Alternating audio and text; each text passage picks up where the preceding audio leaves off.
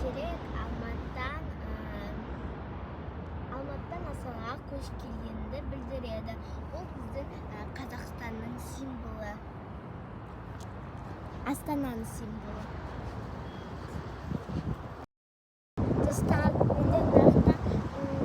Қытайдан келген адам осы Байтеректен болған кезде жаман болып кетті. Адам Байтерекке кіре алмай қалып, біз Москваның 25-ші этажында шайханада отырдық. Ол жер өте әдемі. Атаң сол кезде деп айтты саған. Атам сол кезде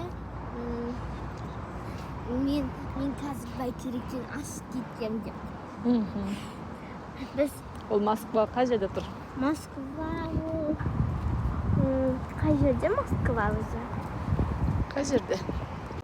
Бұл Абу-Даби плаза. Бұл бізде ең биік ғимарат.